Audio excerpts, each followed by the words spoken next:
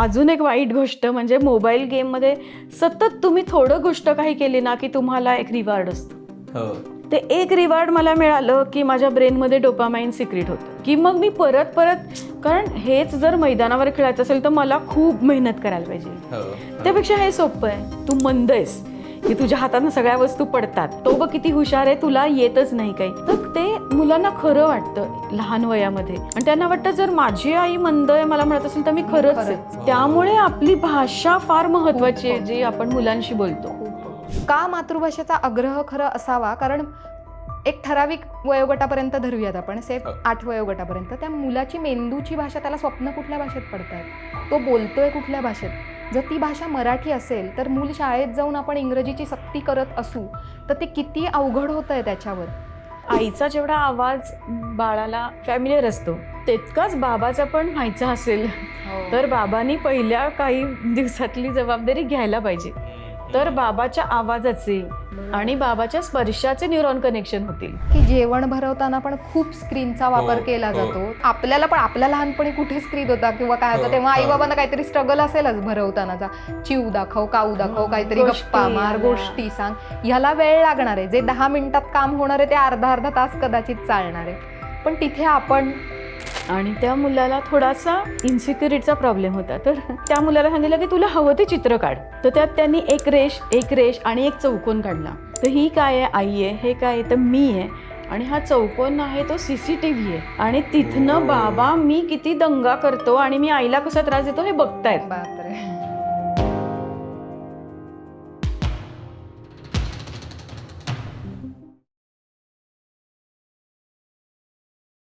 Hello, नमस्कार. मी ओंकार जाधव आणि खुसफुसच्या या नवीन एपिसोडमध्ये तुमच्या सगळ्यांचं खूप स्वागत करतो. एकतर आपण लहान मुलांबद्दल बऱ्याचदा बोलतो. आपण शिस्त कशी लावायची लहान मुलांना याच्यावरती एक एपिसोड केला होता आणि परत या लहान मुलांबद्दल बोलताना असं लक्षात येतं की लहान मुलांची वाढ कशी होते याबद्दलच आपल्याला फारसं व्यवस्थित माहीत नाही. त्याच्यामुळे फार गैरसमज आहेत. मग आता वेगवेगळे ट्रेंड्स येतात. कुणी म्हणतं नाही लहान मुलांना ओरडायचं नाही, मग त्यांच्याशी अगदी सौम्यच बोलायचं. कुणीतरी म्हणतं की नाही त्यांना शिस्त लावायची असेल तर शिक्षा केली पाहिजे, धपाटे घातले पाहिजेत तर जरा वठणीवर राहतील. कुणी म्हणतं की हे शिकवलं पाहिजे, कुणी म्हणतं ते शिकवलं पाहिजे. उगाच काही लोकांचा हट्ट असतो की लहानपणापासून उगाच इंग्रजीतच बोला, मातृभाषेत शिकवूच नका किंवा मराठी शाळेतच घालू नका, कारण मग इंग्रजीच कामी येणार आहे पुढे जाऊन. तर नक्की काय अप्रोचने मुलांना शिकवलं पाहिजे, काय पद्धतीनं पाहिलं पाहिजे आणि काय पद्धतीनं मुलं ते सगळं ॲब्झॉर्ब करतात हे समजून घेण्यासाठी आज आपण एपिसोड करतो आहोत. तर एकूणच मुलांच्या जडणघडणीमध्ये त्यांचा मेंदू कसा काम करतो आणि त्यांना जर एखादी गोष्ट शिकवायची असेल, त्यांच्या इंटेलिजन्सचा, त्यांच्या ॲप्टिट्यूडचा, त्यांच्या इमोशनल इंटेलिजन्सचा योग्य वापर करायचा असेल आणि त्यांना भविष्यात योग्य दिशा द्यायची असेल तर काय करायला पाहिजे यासाठीचा आजचा हा संवाद आहे. तर प्लीज वेलकम. आपल्यासोबत आहेत डॉक्टर श्रुती पानसे. त्यांची लहान मुलांची ब्रेन बेस्ड डेव्हलपमेंट कशी असते याच्यावरची PhD आहे. त्या लेखिका आहेत, कन्सल्टंट आहेत. लहान मुलांसोबत खूप काम करतात, त्यांच्याबद्दल खूप लिहितात. तर त्या आज आपल्याला मार्गदर्शन करणार आहेत. तर वेलकम. आणि आपल्यासोबत आहेत अमृता कामणकर. त्या लहान मुलांसोबत काम करतात. चिकू पिकू नावाचा जर तुम्हाला माहीत असेल तर एक सुंदर लहान मुलांचा प्लॅटफॉर्म चालवतात. हे जे आज आपण गप्पा मारणार आहोत तर ते कसं अंमलात आणायचं याच्यावरती त्या काम करतात. तर त्या आज आपल्याला दोघी जणी आपल्याला समजावून सांगणार आहेत की एक्झॅक्टली काय पद्धतीनं मुलांकडे पाहिलं जावं, कसं त्यांना हाताळायचं, काय गोष्टी काय वयात इंट्रोड्यूस करायचा. तर वेलकम दोघींचंही. एकतर खूप वेगवेगळ्या पद्धतीनं आपल्याकडे माहिती येत असते. म्हणजे जितकी मुलं कन्फ्युज्ड आहेत तितकेच पालक जास्त कन्फ्युज्ड आहेत, की म्हणजे एकतर आपल्याला ती एक जनरेशन बघायला मिळते, की काही झालं की मुलगा ट्याव-ट्याव करायला लागला, की हातात फोन द्या किंवा iPad द्या आणि मग काहीही असलं, की फक्त ते एक स्क्रीन समोर दिली, की मुलगा शांत बसतो आणि मग त्याचीच सवय लागत राहते. तर मला असं वाटतं इथपासून आपण सुरू करू शकलो, की काय वयात काय पद्धतीनं मेंदू डेव्हलप होतो, म्हणजे काय म्हणजे तिथपासून जर आपण सुरुवात केली, की कशा गोष्टी इंट्रोड्यूस केल्या पाहिजे आणि काय पद्धतीनं त्या केल्या तर मुलं ते जास्त ॲब्झॉर्ब करतील, चांगलं शिकू शकतील या अगदी. पद्धतीने. खरं तर जन्म झाला हो. मुलाचा, की पहिल्या 5 मिनिटातच ब्रेन डेव्हलपमेंटला सुरुवात होते. ओके. म्हणजे आपल्याला जेव्हा असं वाटतं ना, की हे काय 20-22 तास दुपट्यात झोपून राहिलंय. खरं तर त्या काळात तर ब्रेन त्याचा खूप जास्त ॲक्टिव्हेट असतो असं म्हणायला पाहिजे. ओके. म्हणजे झोपेत असताना? हो. म्हणजे पहिली 5 मिनिटं जेव्हा त्याचा जन्म झाला, हो. त्यानंतर जी 5 मिनिटं आहेत त्याच्यामध्ये इतक्या गोष्टींचे त्याला अनुभव मिळतात. म्हणजे उदाहरणार्थ पहिला तर तापमानाचा अनुभव, हं. मग लाईटचा अनुभव, मग गरम पाण्याचा स्पर्श, कपड्याचा स्पर्श. हं, हं. त्याच्यानंतर जे आवाज आत्तापर्यंत त्याला लांबनं ऐकू येत असतात, हो. ते सगळे जवळनं ऐकू येतात आणि हो. आईचा आवाज हा त्याला स्पष्ट ऐकू येत असतो तोपर्यंत फक्त. त्यामुळे जन्म घेताना आधार काय आहे? तर आईचा आवाज. बाकी या जगातलं काहीच माहीत नाही. हो, हो. मग तो आवाज इथनं खरं तर ती ब्रेन डेव्हलपमेंटची सुरुवात. हं, हं, हं. आणि जे न्यूरॉन्स नावाच्या पेशी असतात आपल्या ब्रेनमध्ये, तर त्या या सगळ्या अनुभवांमुळे एकमेकांशी कनेक्ट व्हायला सुरुवात होते. त्यामुळे इथे ती सुरुवात आहे. मग आपण जे म्हणतो की 20-22 तास बाळ झोपलेलं आहे, त्याला काय कळतंय? हो, तर तसं नाहीये. हो. जेवढा वेळ बाळ जागं आहे, तेवढ्या वेळात सुद्धा तो खूप साऱ्या गोष्टी कॅप्चर करतोय. आणि बाळांच्या आणि एकूण आपल्या सगळ्यांच्या दृष्टीने झोप इतकी महत्त्वाची आहे, हो, हो. की या झोपेच्या काळातच मेंदू खूप जास्त काम करत असतो. हो. त्यामुळे आपण एकूण वाढीचे टप्पे जर बघितले, तर 0 ते 2 या काळामध्ये बाळांच्या ब्रेन डेव्हलपमेंटचा स्पीड खूप जास्त असतो. ओके. म्हणजे 0 ते 2 न्यूरॉन मध्ये. कनेक्शनचा स्पीड खूप जास्त असतो.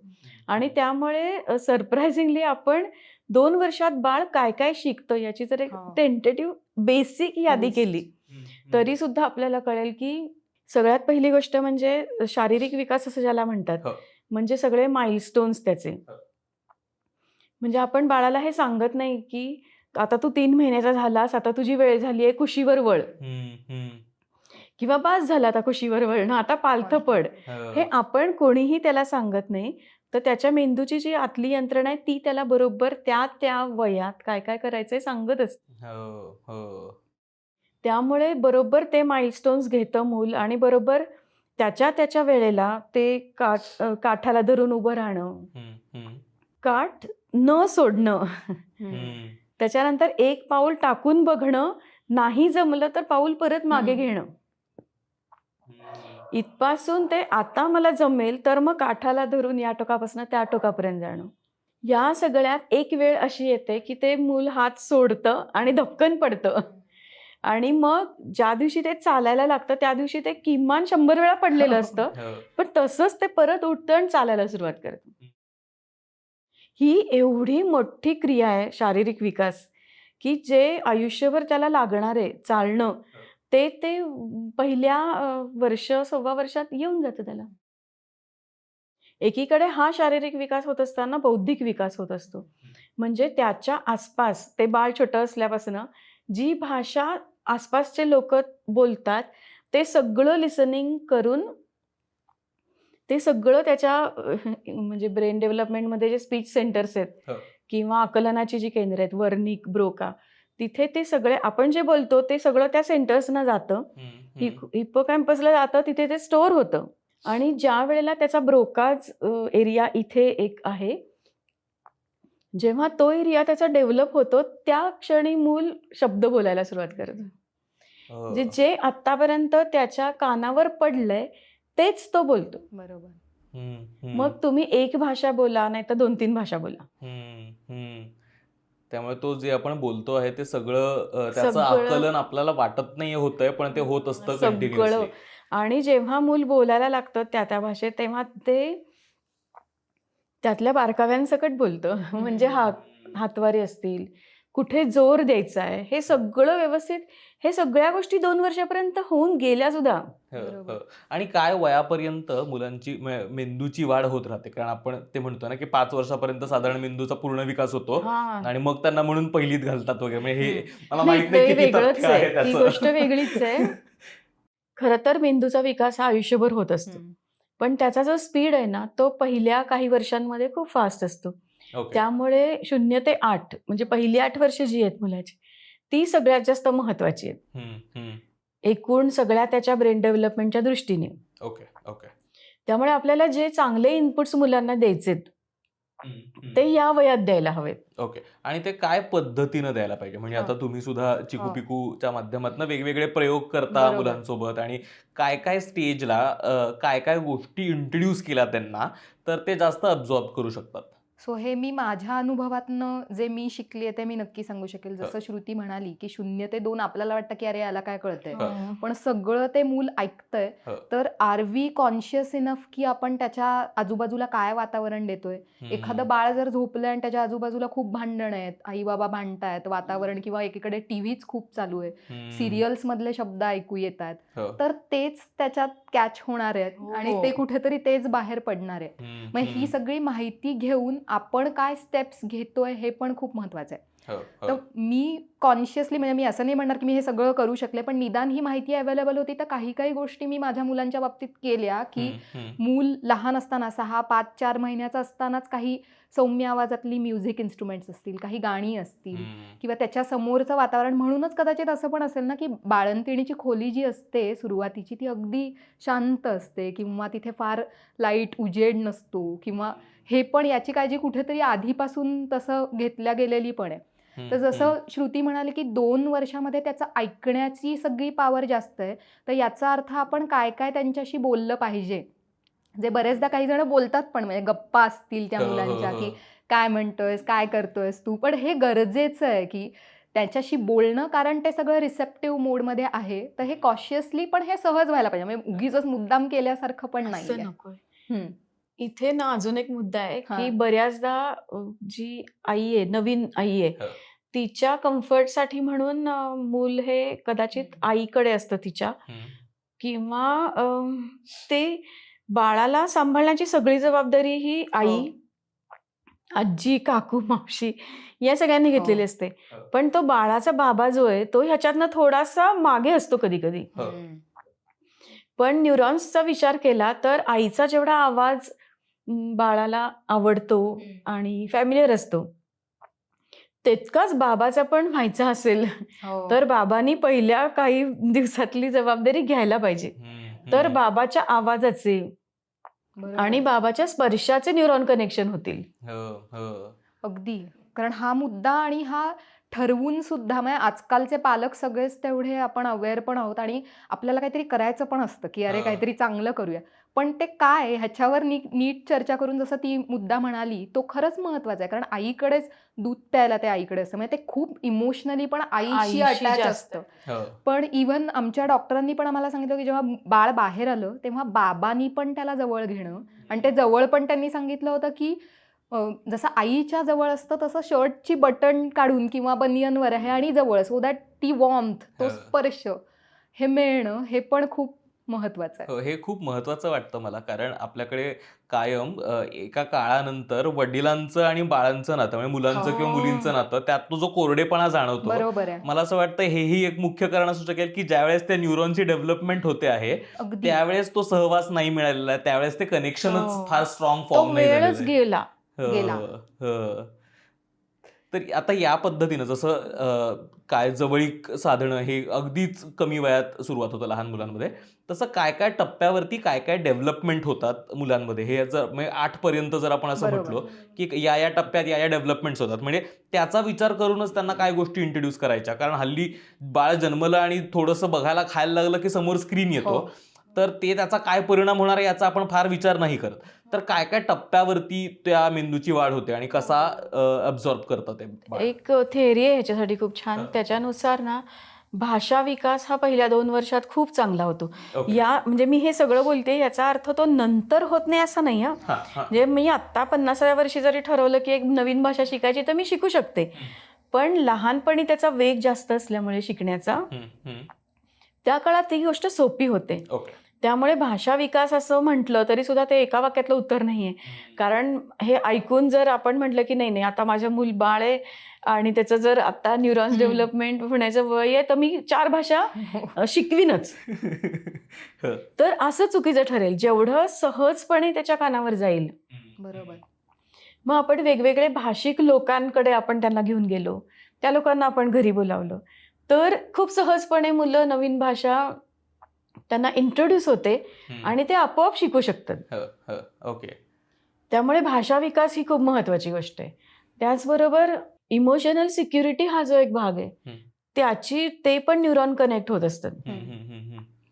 त्यामुळे पहिल्या काही वर्षामध्ये आपण जेव्हा बाळांना घरी असतात बाळं दुसऱ्यांकडे सोडतो किंवा कुठे डेकेअरमध्ये सोडतो किंवा नवीन शाळेत जातात, तिथे सगळीकडे इमोशनल सिक्युरिटी महत्वाची आहे. कारण अनेकदा मोठेपणीचे प्रॉब्लेम सोडवायला गेलं ना तर हे लहानपणी कुठेतरी त्याचे कनेक्शन जाणवतात. इमोशनल सिक्युरिटी कसं आपण डिस्क्राईब करू शकू? म्हणजे की ही जी जागा आहे इथे मला सुरक्षित वाटतंय का नाही वाटत आहे, ही गरज असते मुलांची. सुरक्षिततेची म्हणजे भावना. आपली पण असते हो. पण मुलांची ती जास्त असते. ओके. त्यामुळे ती गोष्ट त्या वयात त्यांना मिळाली तर मूल कॉन्फिडंट होतं पुढच्या काळामध्ये. ओके. याचबरोबर मल्टिपल इंटेलिजन्स हा जो एक मोठी थिअरी आहे. आपल्यापैकी प्रत्येकामध्ये 8 प्रकारचे इंटेलिजन्स असतात. त्यातले 2 ते 3 आपले कुठले तरी प्रायर असतात. पण 8 प्रकारच्या इंटेलिजन्सला जर इनपुट्स मिळाले लहानपणापासून तर निदान न्यूरॉन कनेक्शन होऊन तिथे तयार असतो मेंदू. ते सगळे 8च्या 8 इंटेलिजन्स तो आयुष्यभर वापरेल असं नाही, पण निदान त्यातले 2 ते 3 जर कळले त्या मुलांना आणि आईबाबांना तर ते त्याच्यासाठी खूप चांगली गोष्ट आहे.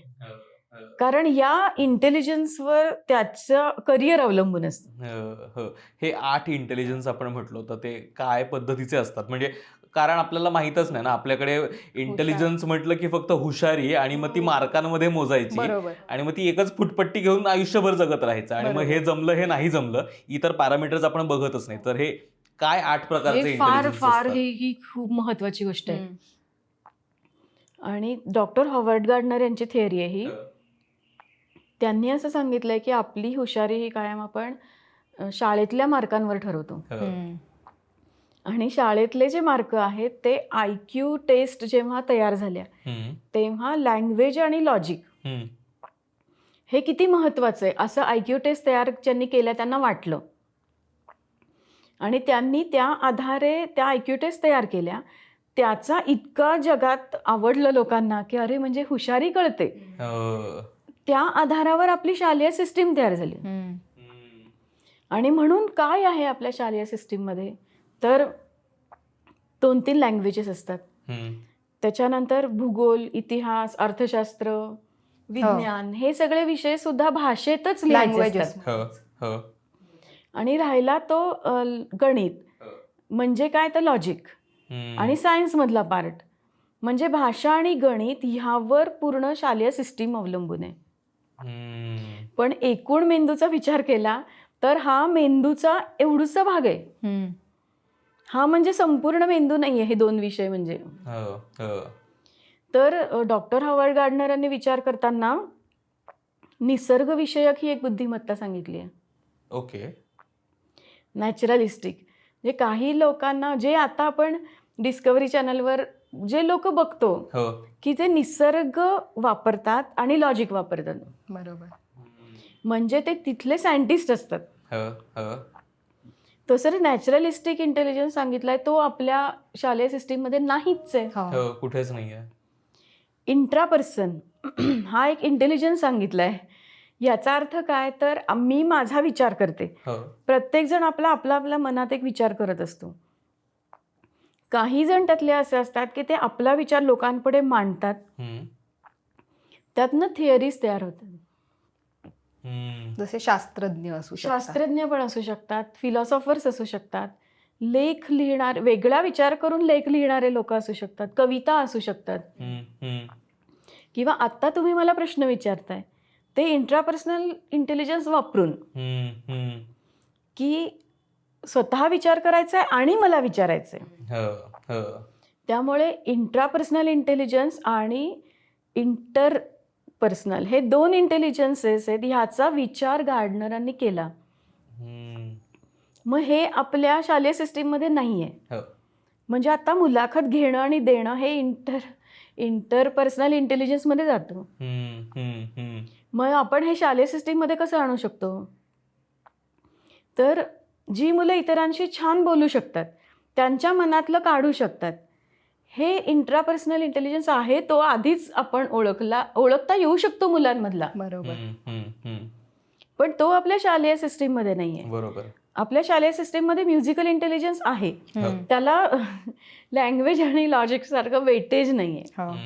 किंवा तो अमुक एका इयत्तेपर्यंतच असतो. चित्रकला आणि संगीत हे विषय आय गेस 7वी पर्यंत, त्याच्यानंतर 8वी 9वी 10वी अभ्यासाची वर्ष, पण तो एक स्वतंत्र इंटेलिजन्सच आहे. इंटेलिजन्स आहे ते, ज्याला आपण म्हणतो ना की हा त्याचा स्वभाव आहे, ही तिची आवड आहे, ते ऍक्च्युअली सगळे न्यूरॉन कनेक्शन आहेत. आणि आर्ट अँड क्राफ्ट ज्याच्यात आपण घेतो तो आहे तो व्हिज्युअल स्पेशल इंटेलिजन्स आहे. Okay okay. मग तो ज्यांच्यात असतो त्यांचं चित्रकला छान असते, ज्यांना इमॅजिन करता येतं, व्हिज्युअलाइज करता येते, उतरवता येतं ते आणि उतरवता येते ती. आणि कायनेस्थेटिक इंटेलिजन्स एक आहे, ओके, की जो शरीर स्नायू विषयक असं त्याला मराठीत म्हणतात. म्हणजे आता धोनी समजा एक घेतला उदाहरण, की त्याचं काय होतं की तो कशा प्रकारे, म्हणजे त्याची जी व्यूहरचना होती, तर आपण काय म्हणतो खेळाडू असला म्हणजे मग त्याचं शरीर कसं धट्टकट्ट पाहिजे, पण तेवढं उपयोगाचं नाहीये. त्याला विचार करता आला पाहिजे. आणि हे विचार करताना कायनेस्थेटिक इंटेलिजन्स आणि लॉजिकल इंटेलिजन्स आणि टीमचा खेळ असेल तर इंटरपर्सनल इंटेलिजन्स हे 3 असतील तर तो चांगला खेळाडू होऊ शकतो. बरोबर. म्हणजे त्याची हुशारी महेंद्रसिंग धोनीची या 3 ह्याच्यात आहे म्हणून तो त्यात चांगला परफॉर्म करू शकला. त्याला जर का कोणी तू इंजिनियर हो म्हणून सांगितलं असतं तर तर ते स्ट्रॅटेजी करता येणं, ती व्यूहरचना करता येणं आणि टीमला सांभाळता येणं, एक प्लॅन तयार करणं आणि तो एक्झिक्यूट करता येणं, बापरे. आपल्याकडे याला कशाला काहीच मार्क नाहीयेत, कुठेच मार्क नाहीत. मग आपण असं कसं म्हणू शकतो की ज्याला 10वी मध्ये 95% तो हुशार, नाही म्हणू शकत. हुशार बद्दल म्हटलं ना आपण, तर हुशारी म्हणजे काय, म्हणजे आपल्याकडे एकतर लहानपणापासूनच ना की त्याला हे जमतं तो हुशार, त्याला हे जमतं तो, आणि हे मुख्यतः फक्त शैक्षणिक म्हणजे शैक्षणिक बाबतीतच आपण वापरतो. बरोबर. तर हुशारी म्हणजे काय आणि हुशार मुलं असतात का आणि कशी ओळखायची असतात असं? म्हणजे खरं सांगायचं तर हुशारी ही म्हणजे ह्याला जो काउंटर शब्द आहे ना की हा हुशार आहे, हा ढ आहे, तर निसर्गाने ढ हा बनवलेलाच नाहीये. कारण प्रत्येकामध्ये 8 पैकी कोणत्या ना कशात तरी आपण हुशार आहोत. आपल्याकडे जसं आता म्हटलं तसं 10वीचे मार्क्स एवढेच इतके महत्वाचे दिले असं की 90% म्हणजे हा हुशार. आणि जर एखाद्याला नसतील 50% असतील, पण ती मुलगी जर का चांगली गायिका असेल किंवा तिला त्याच्यात गती आणि पुढे जाऊन ती चांगली जर का व्यवस्थित त्या क्षेत्रात तिने चांगलं नाव कमवलं तर मग ती हुशार नाही का, हा मुद्दा आहे. त्यामुळे हुशारी कशात हे खूप महत्वाचं आहे. इंटर तर नाहीच आहे. म्हणजे किंवा जो मुलगा प्रश्न विचारतो, आपण म्हणतो क्वेश्चनिंग ॲबिलिटी, ही तर इतकं इंट्रापर्सनल इंटेलिजन्स आणि लॉजिक ह्याचा मेळ आहे. आणि आपण म्हणतो प्रश्न विचारू नको. त्यामुळे हा जो प्रश्न आहे ना की हुशारी कशाला म्हणायची, तर आपली भाषा अशी असायला हवी की मी लिंग्विस्टिक इंटेलिजन्समध्ये मी बरी आहे, आणि ही समजा व्हिज्युअल स्पेशलमध्ये हिचा इंटेलिजन्स आहे, आणि अजून कोणाचा म्हणजे आता समजा तुमचा विचार केला तर कायनेस्थेटिक इंटेलिजन्स हे बलस्थान आहे. अशी भाषा आपली मुलांच्या बाबतीतली व्हायला हवी, जी आता अजिबात नाही. हल्ली ते इंग्रजीचा फॅड इतकं आहे की प्रत्येकाला, आणि आता ती व्यवहाराची इतकी भाषा झालेली आहे की आपण घरातही सर्रास इंग्रजी बोलतो, इतर भाषा बोलतो, मराठी बोलतो, ती कामाची भाषा झालेली आहे, त्याला काही इलाज नाही आता. पण लहान मुलांना शिक्षण देताना सुद्धा या मातृभाषेचा किंवा इतर भाषांचा कसा विचार केला गेला पाहिजे? मातृभाषेचा अर्थात जगभरातले तज्ज्ञ सांगतात की तुम्ही तुमच्या मातृभाषेतनं शिकवा. इव्हन जे इंग्लिश भाषिक जे तज्ज्ञ आहेत भाषेचे ते सुद्धा म्हणतात की तुम्ही आमच्या भाषेत का शिकवता, तुम्ही तुमच्याच भाषेत शिकवले पाहिजे, मातृभाषेतनं शिकवलं पाहिजे. हे तर जागतिक सत्य आहे. पण घर भाषा, परिसर भाषा आणि प्रमाण भाषा या सगळ्याचा विचार करून आपण भाषेचा विचार हा सहज, म्हणजे ती जसं म्हटली तसं सहज जेवढं आपण त्यांना शिकवू ते जास्त महत्त्वाचं आहे. तिथे जर आपण इंग्लिश मिडियमला मुलांना घातलं आणि तिथे जर त्यांच्यावर भाषा शिकायची सक्ती झाली तर ते मूल तिथे ॲडव्हर्समध्ये येतं. त्यामुळे आम्ही जे एक सेंटर चालवतो ऍक्टिव्हिटी सेंटर, तिथे आम्ही बायलिंग्वल ठेवलंय. म्हणजे त्यांना अटॅचमेंट पण होईल, इमोशनल अटॅचमेंट होईल आणि एक वेगळी भाषा कानावर पडेल. बरोबर. त्यामुळे तुम्ही सहज बोला तर ते चांगलं आहे, पण तुम्ही त्याचे क्लासेसच लावले कारण आत्ता ह्याला पेव फुटलंय की आता हे ब्रेन डेव्हलपमेंट या वर्षात होतं ना, मग चला. आणि ह्याच्यामध्ये अक्षरशः पालक भरडून निघतायत. म्हणजे मुलं तर निघतातच आहे. त्यांना म्हणजे मगाशी जसं तुम्ही म्हटलात ना की मुलं कन्फ्युज आहेत, तर मुलं पण कन्फ्युज आहेत, पालक पण कन्फ्युज आहेत. नॅचरल होऊ दे. जे जे करायचे तुम्हाला पालकत्वासाठी ते नॅचरल जेवढं होईल ना तेवढं चांगलं आहे. म्हणजे आपण असे कस्टमर तर नाही बनवत आहोत ना सगळ्यातले, हे बघायला हवंय. आणि आपल्याला कस्टमर बनायचं असेल तर आपण कुणाचे कस्टमर बनतोय. बरोबर आहे. मला हे खूप महत्वाचं वाटतंय, कारण आता प्रत्येक जण म्हणजे जर मार्केट बघितलं तर प्रत्येक जण तुम्हाला काहीतरी विकायला बसलेला आहे. म्हणजे प्रत्येक जण तुमच्यामध्ये एक कस्टमर शोधतो आहे. तर हा विचार आपणही केला पाहिजे की मी कस्टमर आहे का यांचा. म्हणजे हे माझ्याकडे ही गोष्ट घेऊन येत आहेत, त्या अर्थी हे मला काही विकण्याचा प्रयत्न करतात का, एक फिल्टर आपण कायम लावला पाहिजे कुठलीही गोष्ट करताना. शब्द ते कोणते वापरतायत. म्हणजे मी मध्ये तिच्याशी बोलले होते की कोचिंग, पेरेंटिंगचं कोचिंग नाही असू शकत. तुम्ही पेरेंट आहात हा शब्द सुद्धा पुलंनी एका ठिकाणी म्हटलं होतं की आईबाबांचे पालक कधी झाले. आईबाबांनी आईबाबाच असायला हवं. अगदी. आणि मातृभाषेचा मुद्दा जो आता आपण म्हटलो ना, त्याच्यामध्ये मला असं वाटतं की का मातृभाषेचा आग्रह खरं असावा, कारण एक ठराविक वयोगटापर्यंत धरूयात आपण, 8 वयोगटापर्यंत त्या मुलाची मेंदूची भाषा, त्याला स्वप्न कुठल्या भाषेत पडतात, तो बोलतोय कुठल्या भाषेत. जर ती भाषा मराठी असेल तर मूल शाळेत जाऊन आपण इंग्रजीची सक्ती करत असू तर ते किती अवघड होतंय त्याच्यावर. म्हणजे एक मी हे उदाहरण म्हणून सांगते, म्हणजे नाव नाही घेणार त्या शाळेचं, पण खूप पुण्यातली खूप मोठी शाळा आहे आणि वेगवेगळ्या ब्रांचेस आहेत आणि IB स्कूल आहे, जिथे माझ्या मैत्रिणीचा एक मुलगा तिथे जातो शाळेमध्ये. वय वर्ष 4 आणि तिथे इंग्रजीतच बोलायचं अशी सक्ती आहे आतमध्ये. म्हणजे तिथे कॉस्मो मुलं आहेत वेगवेगळी, पण मराठी भाषिक सुद्धा आहेत. हा मूल घरी मराठीच बोलतोय कारण मराठी हीच त्याची कम्फर्ट लँग्वेज आहे. आणि तिथे एकदा तास होता की स्टोरी टेलिंगचा हे होता की प्रत्येकाने येऊन गोष्ट सांगायची. तो मुलगा गेला आणि त्यांनी मराठीत गोष्ट सांगायला सुरुवात केली. तर त्यांनी त्याला सांगू दिली नाही, त्याला थांबवलं की नाही इंग्रजीतच सांगायची. आणि हे खरं आहे, अजिबातच ह्याच्यात काही खोटं नाहीये. तो घरी गेल्यानंतर तो खूप रडला आणि हे असं का. मग आई बाबा गेले शाळेत आणि त्यांनी विचारलं की हे असं का, त्याला तुम्ही सांगू द्या. त्याच्यावर खूप इम्पॅक्ट पण झाला त्याचा. कारण मुलांच्या डोक्यात काय चालू आहे हे आपण विचारच नाही करू शकत. त्यांना पण ती अपमानाची भावना आणि सगळं असतं. आणि हे सांगितल्यानंतर तरीही त्या शाळेने ते मान्य नाही केलं, कारण त्यांनी सांगितलं इथे लोक येतात ते याच्यासाठीच येतात की मुलांना चांगलं इंग्लिश बोलता यावं, करता यावं. तर तुम्ही घरी इंग्रजीचा वापर वाढवा तर तो कम्फर्टेबल होईल आणि तो इंग्रजीमध्ये बोलू शकेल.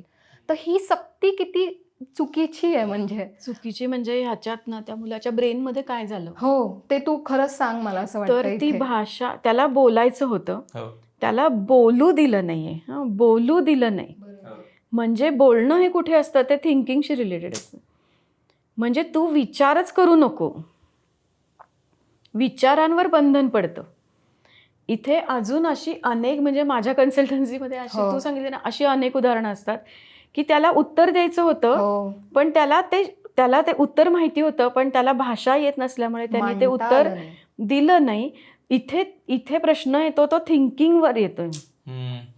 मग एकदा असं झालं, 2दा झालं, 3दा झालं, मग मुलं असं म्हणतात की मग मी विचारच कशाला करू, मला तर बोलायचंच नाही तर मी विचार कशाला करू.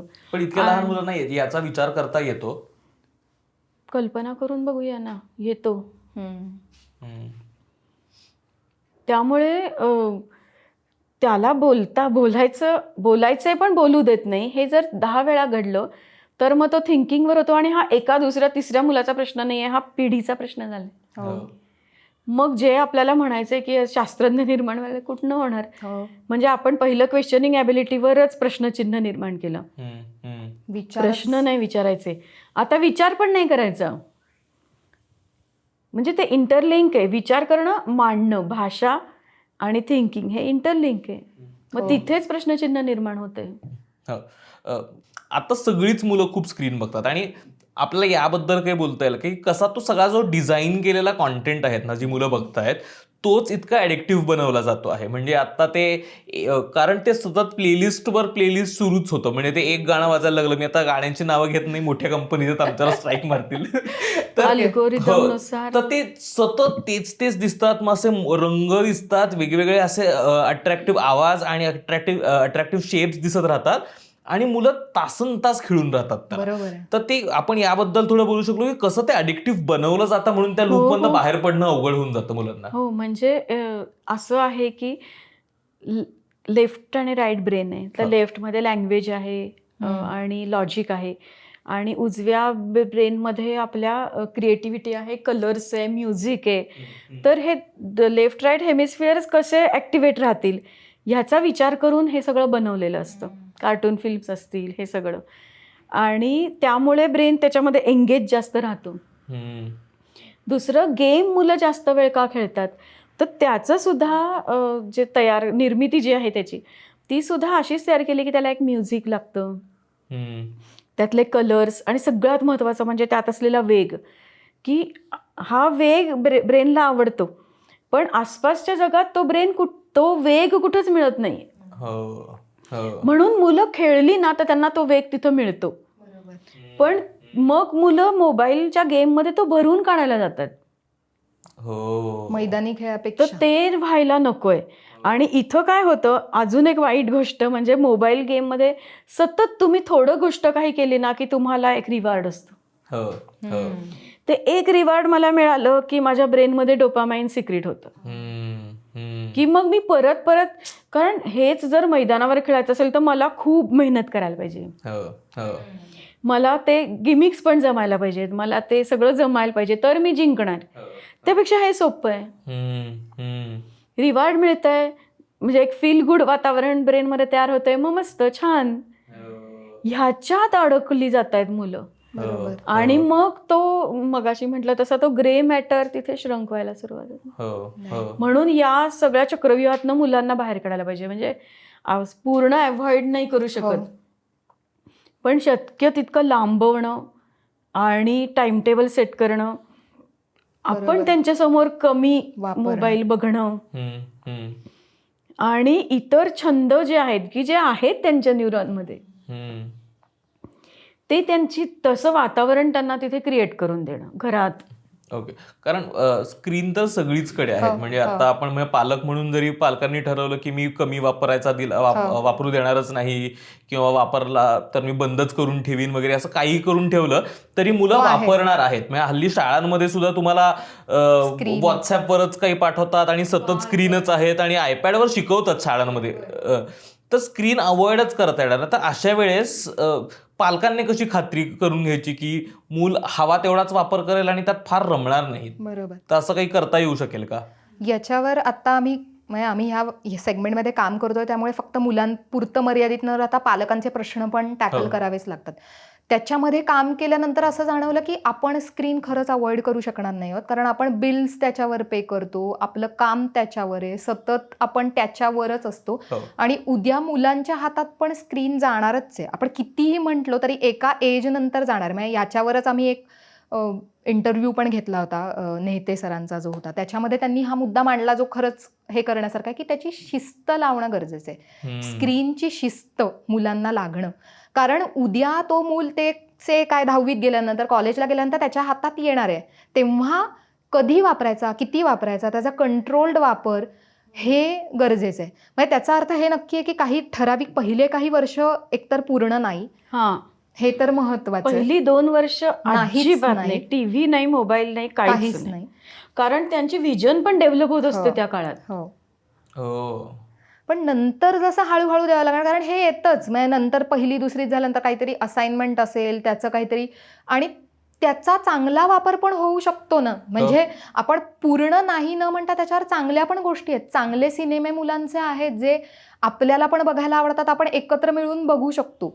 आणि डे टू डे लाईफमध्ये त्याची शिस्त मात्र आपल्याला लावायला लागेल, की ते जसं मगाशी मी म्हटलं तसं की एक काहीतरी वेळ ठरवून घेणं की दिवसातला हा एवढाच वेळ आहे, अर्धा तास जो काही वेळ आहे ते, आणि त्याला काही आपण कनेक्ट करून दिलं तर की जेवण झाल्यावर मिळेल, काय अभ्यास झाल्यावर मिळेल तर ते आपल्याला पण सोयीचं होऊ शकेल आणि तिथे आपल्याला पण फर्म राहणं गरजेचं आहे. आणि सतत आपण पण आपल्याला पण आहेच आहे की आपण घरी पण मेल चेक करतो किंवा काय, पण ते थोडं आपल्याला पण कंट्रोल करायला हवं की जोपर्यंत मुलं ऐकतायत तोपर्यंत आपण हे करायचं. हो, त्यानंतर मूल त्याचा मोबाईलचा गैरवापर करणारे, गैरफायदा घेणारे हे पण आपल्याला माहिती पाहिजे. खरं आहे. पण हे आधी तोपर्यंत तरी आपल्या हातात काय आहे जोपर्यंत, तेव्हा आपण हायपर होऊन आपण घेतलेला मोबाईल फोडणे किंवा हे नाही करायचंय. त्यामुळे मुद्दा इथे हे पण खूप मुलांना किती सर्रास स्क्रीन दिसतात. म्हणजे मगाशी तू म्हणालास तसा की कुठलंही टीव्ही दिसला तरी ते असं करायला जातात कारण त्याचं एक्सपोजर एवढं आहे, काहीही असं हलू शकतंय असं त्यांना वाटतंय. तेवढ्या सहज आपण त्यांच्या समोर या गोष्टी करतो का? तेवढ्या सहज आपण तरी पुस्तक वाचतो का? मुलाला जेवढ्या सहज आता स्क्रीन स्क्रोल करायला शिकतो तेवढा 6-7 महिन्याचं मूल पान पलटायला पण शिकू शकणार आहे. तर तो कॉन्शियस हे करून आपण पण निदान, आणि हे पॉसिबल होऊ शकतं की मी घरी आल्यानंतर मला मान्य आहे काही वेळेला आपल्याला काम असणार आहे, पण हे 2 तास मी पण नाही बघणार आहे, मी बाजूला ठेवणार आहे. नाहीतर त्या मुलाला दिसतं की बाबा सतत करतोय ना, आणि मूल म्हणतंच की मग तू का बघतेस, तू का हे करतेस, हे म्हणणारच आहे. माझ्याकडे एका पालकांनी त्यांची छोटी बालवाडीतली मुलगी मोबाईल दिला नाही तर काय रिॲक्ट करते, ती कशी ओरडाओरडा करते, आणि आता हे असे ओरडाओरडाला मी काय करू, असा व्हिडिओज पाठवले होते त्यांनी करून. पण ते बघून खरोखर असं दडपण आलं होतं की काय करतील आई बाबा जर आता आपणच घेऊन दिलेला मोबाईल देतो. पण त्याला खूप शांतपणे जोपर्यंत मूल आपलं ऐकण्यात आहे तोपर्यंत ते लांबवणं आणि जास्तीत जास्त दूर ठेवणं, वेगवेगळ्या ऍक्टिव्हिटीज त्यांना काढून देणं, हेच करायला पाहिजे. दुसरा त्याला काही. इथे हा पण मुद्दा आहे की जेवण भरवताना पण खूप स्क्रीनचा वापर केला जातो, जो सोपा आहे. आपण हॉटेलमध्ये गेलो तरी आपण बघतो की आपण बोलत असतो आणि मुलाला स्क्रीन देतो कारण ते आपल्या सोयीचं आहे. तर आपण पालक झालो सुरुवात आहे. म्हणजे तिथे मला मान्य आहे की आपण पण थोडंसं रिलॅक्स व्हायला जातो, पण तिथे आपल्याला चॉईस नाही आहे. आपण तिथे केअरफुली वागणं खूपच गरजेचं आहे. पण एखाद्या कुटुंबाने ठरवलं की नाही स्क्रीन द्यायचं आणि त्यांनी हे सगळं केलं तरी सुद्धा ते छोट्याच काहीच वर्षात पिअर प्रेशर मधनं येतच ते तिला दिलं जातं. पुन्हा तेच की जो काही पेरेंट्सचा समजा ग्रुप आहे तर त्यांनी सगळ्यांनी मिळून ठरवायचं की आपण आज हे गेम नाही द्यायचे, हे असं सगळ्यांनी मिळून ठरवलं तर त्याचा उपयोग. अगदी आहे. कारण एका ग्रुपमध्ये आपण गेल्यावर एकाचा देतो, मग त्यांनी दिलंय मला दे, तर हे ठरवूनच करावं लागणार आहे. आणि जेवतानाची काहींना सवय लागली आहे, ही खूप प्रश्न येतोय की जेवतच नाही ते दिल्याशिवाय. नाहीये ही सवय. आणि आपल्याला सुरुवात कुठून होते, आपल्याला वाटतं की बाळ असं गुटगुटीत होईल म्हणून आपण ते भरवतो त्याला, आणि ते खातं पण की ते पूर्ण तेवढ्या तऱ्हेने भात खाल्लाय आणि हा चला बाबा भात खाल्लाय. हे करताना म्हणजे ह्याचा दुसरा काउंटर पार्ट काय आहे, अदरवाईज तुम्हाला एंगेज करत, जसं आपल्याला पण आपल्या लहानपणी कुठे स्क्रीन होता किंवा काय होतं तेव्हा आई बाबांना काहीतरी स्ट्रगल असेलच भरवतानाचा, चिव दाखव, काऊ दाखव, काहीतरी गप्पा मार, गोष्टी सांग, ह्याला वेळ लागणार आहे. जे 10 मिनिटात काम होणार आहे ते अर्धा तास कदाचित चालणार आहे. पण तिथे आपण ते ठरवायचंय की काय. आणि हे खूपच बघायला मिळतं. म्हणजे माझी एक मैत्रीण आहे, माझ्याकडे 2 उदाहरण आहेत. म्हणजे माझी भाची आहे, जिला स्क्रीन दाखवल्याशिवाय ती जेवणारच नाही, म्हणजे ते समोर नाही, आणि तिचा स्पेसिफिक ते गाणं एक व्हिडिओ ठरलेला आहे, तो लागल्याशिवाय ती पहिला घास खाणार नाही, हे इतकं आहे. आणि माझी एक मैत्रीण आहे, ती तिच्या मुलाला मागे घरी घेऊन आली होती. त्यावेळेस जेवण करताना तिने त्याला चित्रकलेची वही काढून दिली आणि खडू. तर तिचं पूर्ण वेळ काम होतं की त्याला भरवत राहणे, पण तो मुलगा पूर्ण वेळ चित्र काढत होता. म्हणजे त्याला स्क्रीनची गरज नाही वाटली, तो चित्र काढत होता पूर्ण वेळ. तर मला असं वाटतं दोन्ही गोष्टी या माइंडफुल इटिंग नाहीये. आणि मग माइंडफुल इटिंग नसेल तर मी काय जेवतीये हे जर कळलं नाही तर जे काही ते काय पचन संस्थेसाठी जे काही स्त्रवणारे आतनं ते नाही होणार तयार. बापरे. पण इथे ऍटलीस्ट स्क्रीन पेक्षा निदान हे चित्र आणि हे प्रत्येक मुलाचं वेगळं आहे. म्हणजे आपण असं नाही म्हणू शकत की एकाला गोष्ट सांगत जेवतो तर दुसरं मूल कदाचित खेळण्यांबरोबर खेळत रमणार असेल. माझ्या मुलाला जर का काय त्याला प्राणी पक्षी आणि हे आवडतात तर ते खेळणी घेऊनच तो जेवणार आहे. मुलगी पुस्तक घेऊन जेवू शकत होती.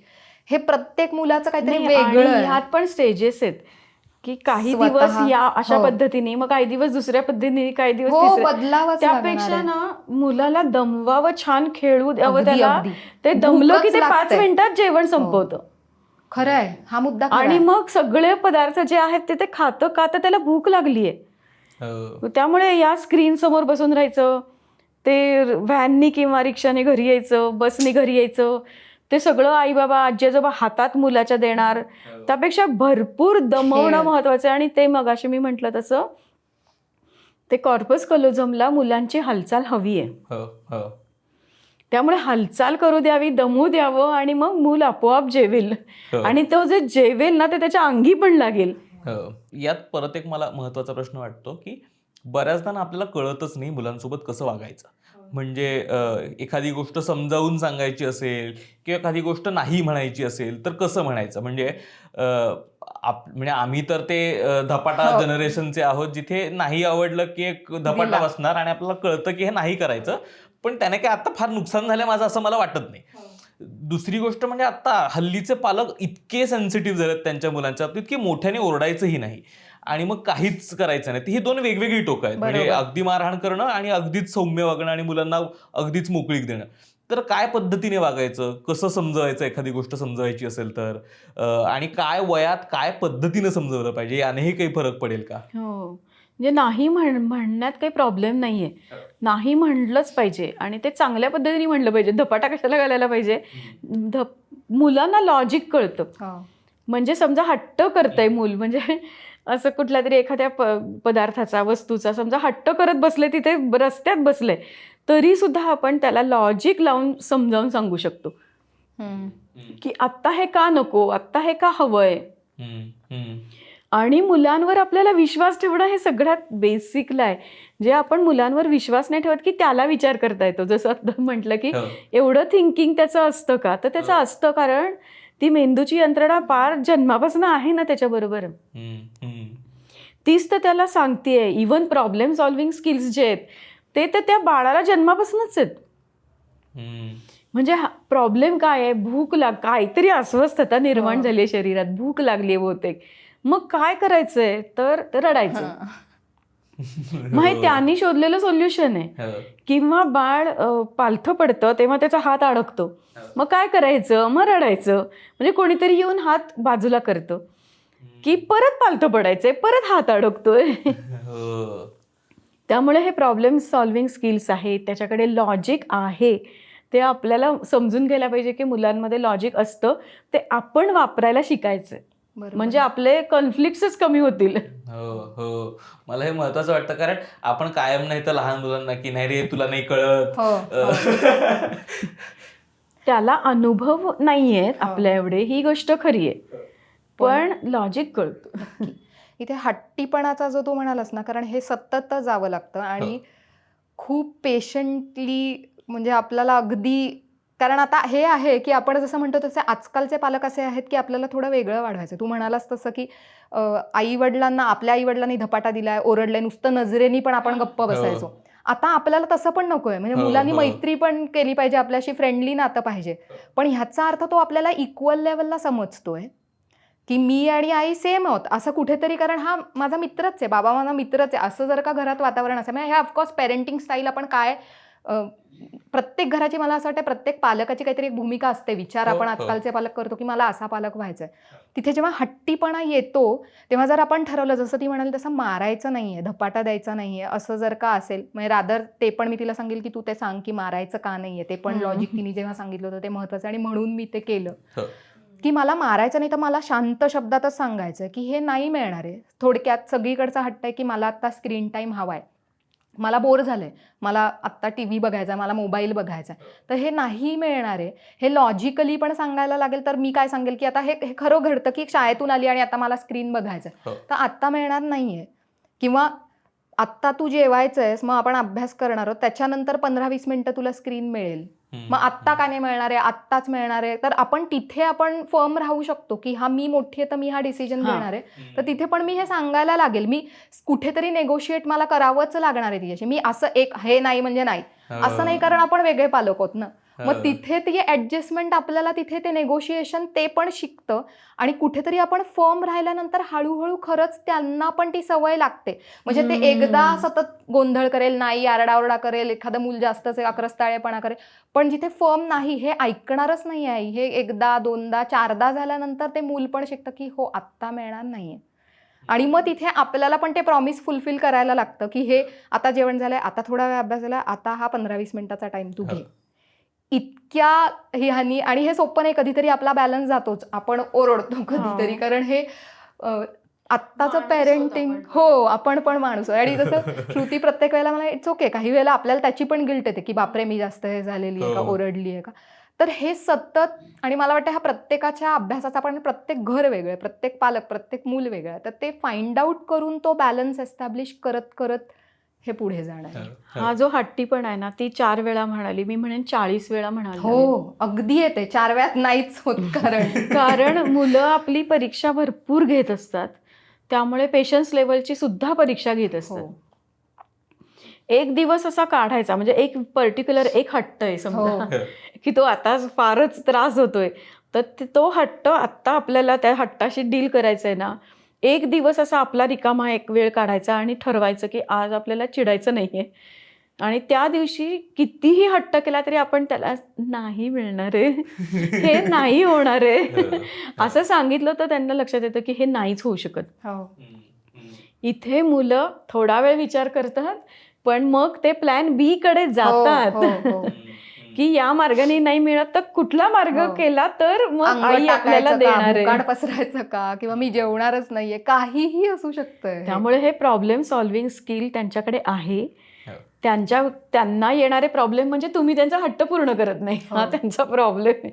मग ते काहीतरी मार्ग काढणारच आहेत, पण आपण सुद्धा आपले मार्ग काढले पाहिजेत.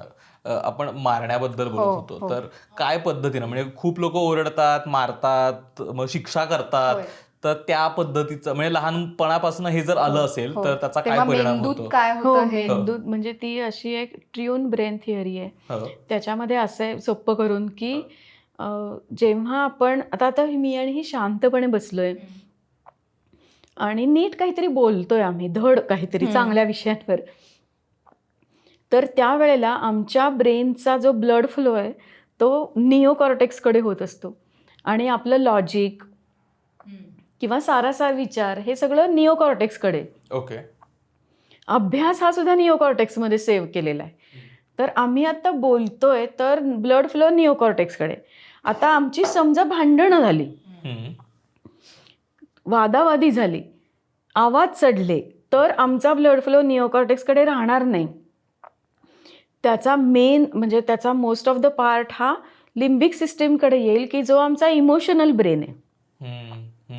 कारण शरीराला आत्ता हे लक्षात आलं की हे चिडलेत म्हणजे इमोशनकडे ब्लड फ्लो व्हायला हवाय.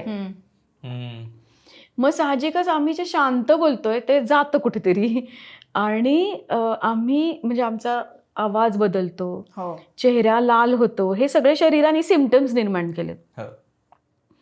आता आम्ही दोघी शहाणे आहोत म्हणून आम्ही इथेच थांबू, पण जर हे आई आणि मूल आहे, बाबा आणि मूल आहे, तर इथे मार दिला जातो.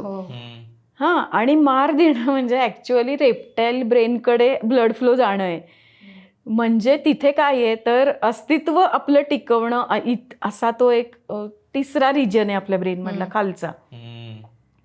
म्हणजे ते जे विरासत सिनेमा होता ना, त्याच्यातला जो डायलॉग होता की मेरे अंदर के जानवर को मत जगा, तो जो जानवर जो आहे ना तो रेप्टाईल ब्रेनकडे आहे आपला. तो आहे प्रत्येकात, आणि तो प्रत्येकात असतो. आणि ज्या वेळेला असं कोणीतरी माझ्यावर मारहाण करतंय तर त्यावेळेला माझ्या 2 प्रतिक्रिया होतात. एकतर मी जर सबळ असेल तर मी त्याच्यावर उलट एक फटका ठेवून देईन, नाही तर मी पळून जाईन. तर आई आणि मूल, बाबा आणि मूल ह्यात काय घडतं तर ते मूल भिवून मार खातं. आणि ज्या घरात रोज मारहाण होते मुलांना, अशी घरं आहेत की आई बाबा खरं तर स्वतःचं फ्रस्ट्रेशनच त्यांच्यावर काढतात. म्हणजे मी अशा एक्स्ट्रीम केसेस बघितल्या आहेत. म्हणजे एक केस तर मला माझ्या समोर आई बाबा आणि मूल बसले होते, आणि तिथेच आणि प्रश्न होता काय तर मूल अभ्यास करत नाहीये, पण त्या आईबाबांनी जेव्हा माझ्यासमोर भांडणं सुरू केली आणि भांडणामधले मुद्दे हे त्यांच्या लग्नाच्या वेळेचे जेव्हा काढले तेव्हा आपलं लॉजिकच गेलं ना. जे आईबाबा जर लॉजिकली वागत नसतील तर त्याचा त्या मुलांवर किती वाईट परिणाम होणार आहे. म्हणजे दिसतं काय तर मूल अभ्यास करत नाही, पण घरात जर अशी भांडणं होत असतील तर त्या मुलाचा ब्लड फ्लो हा निओकॉर्टेक्सकडे राहतच नाहीये. तो एकतर इमोशनलकडे येतोय आणि त्याला मारहाण होते तेव्हा तो रेप्टाईलकडे येतोय. बरोबर. आणि सतत मारहाण जर होत असेल तर जे आपण म्हणतो ना न्यूरॉन कनेक्शन घडायला हवेत ते हार्म होतात. अशा ह्याच्यात मारलेला असताना तो मुलगा कसा अभ्यास करणार म्हणजे तो फिजिकली करूच शकत नाही, कारण निओकॉर्टेक्सकडे ब्लड फ्लो आहे. तर आपण जर म्हटलं की तुला 10 वेळा सांगितलं तरी सुद्धा तुला हे गणित येत नाहीये, मी आता खूपच सभ्य बोलले, पण तुला आलं नाही तर तुला फटका देईन किंवा 2 ठेवून दिले, 4 फटके दिले तरी सुद्धा तुला गणित कसं येत नाही, तर नाहीच येणार आहे. कारण ब्लड फ्लो निओकॉर्टेक्सकडे, मॅथ्सची सगळी सेंटर्स निओकॉर्टेक्सकडे आहेत आणि मारलं की संपलं तुमचं. ते नाही, घडूच शकत नाही. मला हा पॉईंट इकडे खूप महत्त्वाचा, कारण मला असं वाटतं की कळकळीने तो पोचावा ज्या घरात मुलं मारलं जातं मुलांना. कारण नॅचरल रिॲक्शन असते. आजकाल आपण दोन्ही पालक काम करतो, आपण फ्रस्ट्रेटेड एवढं असतो की काही मुलं एकतर बऱ्याचदा त्रासही देत असतं आणि आपण देतो, एक ठेवून देतो. तेव्हा ती म्हणाली तसं तो मोठा मासा आहे, हा छोटा मासा आहे. हा मारल्यानंतर ह्याला माहिती आहे मी याला प्रतिकार काहीच करू शकत, तो पळतो, रडतो, काहीतरी करतो, सोडून देतो. पण हा जो छोटा मासा आहे तो कधीतरी मोठा होणार आहे. टीनेज मध्ये सगळं ते निघणार आहे.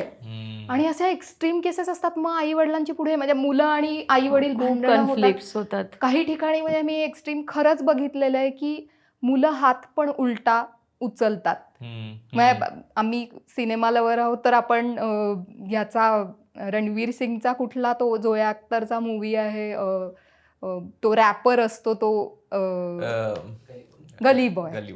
गली बॉय मध्ये तो त्याच्या आई वडिलांचं सगळं ऐकत असतो, फ्रस्ट्रेशन सगळं. पण द मोमेंट तो मोठा होतो तो अटॅक करतोच ना बाबांवर तसा. सो हे आपल्याला नको असेल तर ह्या म्हणून इतक्या लॉजिकली विचार करून आपण वागणं गरजेचं. कारण बरेच जण म्हणतात की हे काही काय किंवा ह्याचा अर्थ शिस्त नाही असा मुळीच नाहीये. शिस्त लावण्यासाठी मारायला नाही लागत. आणि अजून एक ह्याच्यातला असा एक मुद्दा आहे की मारलं तो म्हणजे समजा एखाद्या वेळेला फटका ठेवून दिला तर अगदी, किंवा तुम्ही जसं म्हटलात की लहानपणी मार खाल्लाय आता काही त्याचं वाटत नाही, कारण त्याचं प्रमाण आहे एक. म्हणजे जो माझ्यावर सतत प्रेम करतोय, माझी आई मला माहिती की ती खूप प्रेम करते माझ्यावर, तिने एखादा फटका ठेवून दिला तर मग चालतं, मुलांना चालतं. पण जर रोज मारहाण होत असेल आणि मारहाणाची जोडीला ते शब्द, कारण काय आहे ना नेमकं काय आहे की मुलांना आई बाबा जे बोलतात ते सगळं खरं वाटतं लहानपणी. म्हणजे ज्या घरात असं म्हणतात ना की तू मंद आहेस, की तुझ्या हातानं सगळ्या वस्तू पडतात, किंवा तू बावळट आहेस, किंवा तो बघ किती हुशार आहे तुला येतच नाही काही, तर ते मुलांना खरं वाटतं लहान वयामध्ये. आणि त्यांना वाटतं जर माझी आई मंद आहे मला म्हणत असेल तर मी खरंच आहे. त्यामुळे आपली भाषा फार महत्वाची आहे जी आपण मुलांशी बोलतो. खूप. आणि तुला जमेल असं म्हणतो तेव्हा त्यांना असं वाटतं की माझी आई किंवा बाबा मला म्हणतात की हे मला जमेल तर मला जमेल. हे इतकं नाजूक आहे ना हे नातं. खरंच आहे. आणि ती म्हणाली तसं इथे लेबलिंग हा पण खूप महत्त्वाचा विषय आहे. आणि पर्टिक्युलरली 8 वर्षापर्यंत मुलांना आई वडीलच रोल मॉडेल आहे. त्याच्यानंतर ती पाखरं थोडी उडणारच आहेत नंतर. पण आई वडील जोपर्यंत आहे तोपर्यंत खरंच प्रमाण शब्द मानला जातो की, आणि आई वडील आपण काय बोलतो कॉशियसली ह्याचा विचार करणं खूप गरजेचं आहे. जर मी सारखं म्हटलं हिला गणित येतच नाही, ही ढच आहे, तर ती कुठेतरी मी पण ऍक्सेप्ट करते की हो खरंच मला गणित येत नाही. आणि ते मूल तसंच सांगतं की नाही गणितात मी नाही आहे, हिला चित्रकला येतच नाही रे, कशी चित्र काढते, काय काढते हे बघ, असं जे काही आपण म्हणू ते सगळं ते घेतं. आणि आपण पण ते घेतलेलं आहे इनडिरेक्टली. आता जर का मी विचार केला तर माझ्याकडे लहानपणापासून कदाचित आई बाबांनी म्हटलं की माझी ताई जी आहे ती व्यवस्थित नीटनेटकी आहे, पण ही नाही धसमुसळीच आहे. तर मी कुठेतरी ते माझ्या डोक्यात आहे की मी नाही आहे व्यवस्थित. मग कदाचित मला करायचं जरी असेल तरी ते सबकॉन्शियसली आत बसलेलं आहे आता, कारण त्याचे न्यूरॉन कनेक्शन झाले. ते इम्प्रिंटेड आहे, ते आता ठरलंय, शिक्का बसून पुढे Yes, निघाली आहे हो, गाडी. आता आपण याचा पण बोलत असताना रागवणं ओरडणं याच्याबद्दल बोललो, तर सगळ्यात आता हट्ट मुलं करतात ते म्हणजे स्क्रीनचा. म्हणजे अगदी जन्मलं नाही बाळ की समोर स्क्रीन असते आणि सतत स्क्रीन एक्सपोज असतो. म्हणजे टीव्ही असेल, मोबाईल्स असतील, आयपॅड्स असतील, सतत कुठून कुठून वेगवेगळ्या स्क्रीन्स येतात. तर त्या मोबाईलचा सुद्धा डेव्हलपमेंटमध्ये कसा परिणाम होतो? हो, खूप जास्त वेळ गेम बघणं आणि वेगवेगळ्या पद्धतीने सोशल मीडिया बघत राहणं, हो. याने आपल्या ब्रेनमधला ग्रे मॅटर जो आहे तो हळूहळू श्रंक व्हायला सुरुवात होते. ओके. अर्थात प्रमाण खूप असेल तर. आणि हा ग्रे मॅटर कशाशी संबंधित आहे तर तो डिसिजन मेकिंगशी संबंधित आहे. त्यामुळे जर मुलं खूप लहानपासून खूप स्क्रीन बघत असतील आणि त्याचा त्यांच्या ब्रेनवर परिणाम झाला तर हा सगळ्यात महत्त्वाचा ड्रॉबॅक आहे. मग ते परीक्षा कशी देणार, की जिथे तुम्हाला निर्णय घ्यायचा आहे, मग पूर्ण आयुष्यभर आपल्याला निर्णय घ्यावा लागतो. हे एक. आणि दुसरं, WHO जे सांगितले आत्ता, की तुम्ही लहान वयामध्ये, आता कारण कोविडच्या काळात गेले ना मुलांच्या हातात, तर त्यामुळे काय होतं, मूल जर खेळलं नाही आणि ते जर स्क्रीनसमोर बसलं तर त्याचे सोशल स्किल्स डेव्हलप होत नाहीत. आणि मुलांमध्ये जाणं फार महत्त्वाचं आहे. काही पालकांना असं वाटतं की या वेगवेगळ्या सवयी मुलं घेऊन येतात, काहीतरी वेगळे शब्द घेऊन येतात. म्हणजे गरज नाही प्रत्येक वेळेस पालक बोलतायत किंवा घरात जी भाषा बोलली जाते तीच मुलं ऐकतात. कुठे बाहेर गेलो, कुठे कुणीतरी काहीतरी पाहिलं, शाळेत जातात, मित्रांसोबत खेळायला जातात, तर वेगळे काहीतरी शब्द ऐकून येतात. मग ते शिव्यापासून मग ते काहीही असतं आणि मग ते डोक्यात बसतात आणि मग ते बोलत राहतात आणि ते वापरतात. तर या अशा सवयी सुद्धा लागल्या, म्हणजे त्या लागतात. तर त्या काय कसं डील करायचं? हो, आम्हाला आमच्या शाळेमध्ये अक्षरनंदनमध्ये होती माझी मुलगी, तेव्हा असा एक वर्कशॉप घेऊन सांगितलं होतं की आपण बंदिस्त खोलीत मुलाला नाही वाढवायचं. हे सगळं येणार आणि या सगळ्याचे अर्थ समजून देऊया. म्हणजे आता एखादी शिवी आली तर चल बस इथे शेजारी, आपण काय बोललो त्याचा अर्थ समजून घेऊया. मग त्याला, अर्थात दुसरीच्या मुलाला खूप वाईट शिवी आली तर सगळं सांगायची गरज नाहीये. त्याला जेवढं समजतं तेवढं त्याला सांगायचं. हेच तर कम्युनिकेशन मुलांबरोबर व्हायला हवंय. म्हणजे वाईट येऊ देत ना, मग बोलू, तर ती आपल्यासाठी संधी आहे त्या विचारांना दिशा देण्याची. मला तर काय वाटतं माहितीये का, लग्न जुळवताना सुद्धा ना इंटेलिजन्सेस काय आहेत ते मॅच करायला पाहिजे. म्हणजे सेम नकोत, पूरक पाहिजेत. हा जो मुद्दा आहे ना, जो तू म्हणालास, की कारण हा प्रत्येक आईबाबाला अगदीच असतोच. कारण ते असतं की आपल्या मुलाने एक असं वागलं पाहिजे, असं आपलं एक हे असते आणि तो शिकतोच आहे. हा शाळेने जो सांगितलेला मुद्दा तो खूप महत्वाचा, कारण समाजातच अल्टिमेटली आपण वाढवणार आहोत त्यांना. ते तिथेच जाणार, ते बघणार आहेत रस्त्याने जाताना कोणीतरी शिव्या देतंय, काहीतरी करतंय, हे येणार. म्हणजे मी एक खरं घरी घडलेला किस्सा सांगते. माझी मुलगी आत्ता मागच्या महिन्यातच ती आली आणि ती म्हणाली की कोणीतरी काय सिंगर का कोणीतरी होतं की माझं ह्याच्यावर क्रश आहे, असं ती म्हणाली. सो मी खूप शॉक झाले असं म्हटल्यानंतर. मग मी खूप एकदम असं काहीतरी एक्स्ट्रीम रिॲक्ट केलं एकदम. सो नंतर ती गप्प बसली. मग मला पण माझं रिअलाईज झालं की अरे हे जर का मी थांबवलं तर हे तिला कळणार आहे की हे बोलायचं नसतं. जसं की आपण पण आपल्या आई वडिलांशी इतकंच बोलायचं, ह्याच्या पुढे बोलायचं नाही, हे सांगायची गरज असेल. पण हे येणंच बंद होईल माझ्यापर्यंत. हे कुठून तरी ऐकलेलं आहे. कारण व्हॅनमधून जाताना इकडून तिकडून मोठी मुलं पण एकत्र येतात, त्या वयातल्या पण मुलं. आजकाल सगळ्या मुलांना बऱ्याच गोष्टी आधीच कळलेल्या असतात. मग नंतर तो दिवस गेल्यानंतर मग मी रात्री तिला म्हटलं की क्रश म्हणजे काय, नक्की काय म्हणजे. तर ती म्हणाली तो छान वाटतो मला असं. मग हा शब्द कुठून आला, तर मग कोणी या ताईनी सांगितलं असं ते आहे. आणि मग हे बोलत असतात, तर मग मला पण तो आवडतो. मग तुला एवढं चिडायला काय झालं, असं तिचं ते हे होतं. तेव्हा ती गप्प बसली, कारण माझा ऑफकोर्स रिॲक्शन तशी होती. मग मी तिला सांगितलं की ओके ठीक आहे, आवडतो असं म्हणू शकतो आपण. म्हणजे हा जो शब्द आहे हा थोडासा मे बी मोठ्या वयात असू शकतो किंवा ह्याचं काहीतरी वेगळं, हे असा वेगळा अर्थ असू शकेल. म्हणजे मला माहिती नव्हतं की कसं डील करायचं. पण मी जर तिथे तोडलं तर ती पुढे येणारच नाही नंतर माझ्याकडे, की मला काय वाटतं किंवा हे शब्द शिकला ते तिथे बंदच होईल. ते कुठेतरी तिच्या आतच राहणार आहे किंवा डिस्कशन्स होत राहणार आहे. मग तिथे संवाद केल्यानंतर तिचे पुढचे प्रश्न आले, म्हणजे तुझा बाबावर क्रश आहे का, असं ती मला म्हणाली. सो त्या शब्दापाशीच अडकल्यामुळे मी म्हणलं हो बाबा आवडतो मला, म्हणजे मग तुझं बाकी दुसरं कोणी क्रश तुला अजून पण आवडतं का? तिच्या दृष्टीने ते काही वेगळं नाहीये. माझ्या डोक्यात क्रशची एक काहीतरी डेफिनेशन आहे, ती बघताना तुला कोण आवडतंय असंच बघत होते, पण हे मला समजून घ्यायला थोडासा वेळ लागला की हे असं असं आहे, तर हे असे प्रॉब्लेम येणार आहेत. किंवा आत्ता आम्हाला पण जे पालक येऊन भेटतात, आई बाबा येऊन सांगतात, कारण ते कुठेतरी आजकालचे पालक खूप काय म्हणतात त्यांनाही नाही माहिती. आपण पण आत्ताच झालेलो पालक आहोत, आपण पण शिकतोय, काय करायचं हे माहीत नसतं आपल्याला. आपले जे काही पूर्वानुभव असतील, आपलं जसं अपब्रिंगिंग आहे त्याप्रमाणे आपण वागतोय. तर बरेच जण म्हणतात पण की शिव्या द्यायला शिकतोय, दुसरीतलंच मुलं आहे शिव्या द्यायला शिकतो, किंवा हे शाळेत जोड्या लावल्या जातात की मला हे आवडतं ते आवडतं. अशा वेळेला काय करायचं? तर हे खूप असं आपल्याला काय म्हणतात त्याला बॅलन्स राहून नाजूक गोष्टी नाजूकपणे हाताळायच्या, एवढं एक लक्षात ठेवलं तर होईल बरंच. म्हणजे असं म्हणायला पाहिजे की ही विचारांना दिशा देण्याची संधी मिळाली. हो, अगदी. जिथे कुठे मुलं अशी तिरकी तारकी वागतील ना, तिथे ती संधी आहे. हो, म्हणजे फेअर आहे. म्हणजे जर ती ते रेषेच्या बाहेर गेली नाही तर त्यांना रेषेच्या आत, म्हणजे रेष कुठे हे कळणार कसं?